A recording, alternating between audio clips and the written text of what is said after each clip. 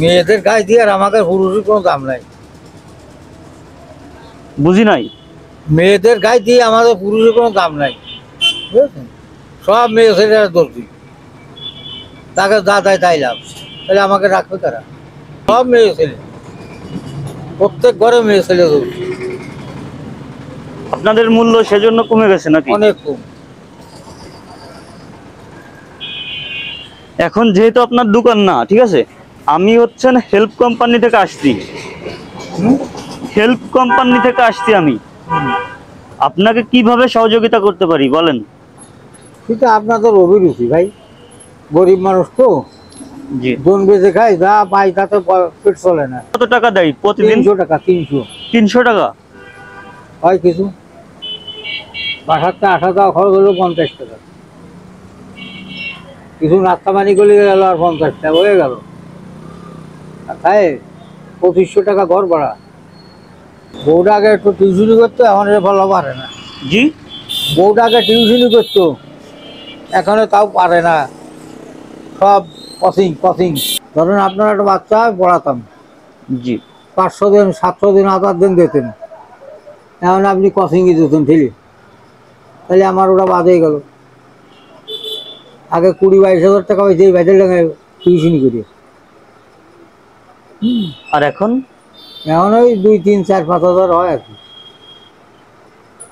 ওই কোনো পেট চলে আর কি, মানে ওই বোর্ডটা দিয়ে আমার তাতে জড়াই গড়াই নিয়ে আর কি পেট চলে টুকটাক করে। আপনার মনে একটা কষ্ট, সেটা হচ্ছেন কি, প্রায় প্রতিটা ঘরে মেয়েরা হচ্ছেন এই দর্জির কাজ করে, সেজন্য আপনার মূল্য কমে গেছে। নেবে কিনা ভাই? আপনি মনে করেন একটা দর্জি রাখলেন, আপনি 200 টাকা দিয়ে একটা দর্জি রাখছেন, তাহলে কি আপনি 500 টাকা দেবেন? দেবেন আপনি? দেবেন না। তো কতদিন যাবত কাজ করেন আপনি এই ঘরে? এবারে প্রায় 10 বছর হলো।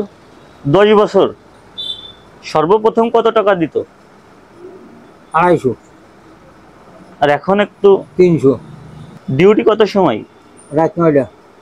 সকাল 8টা। 8টা থেকে রাত 9টা পর্যন্ত।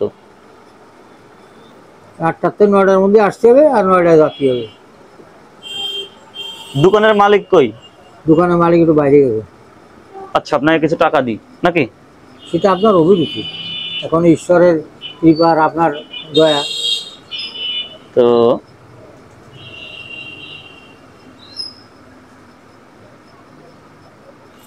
দেখুন তো এখানে কত আছে।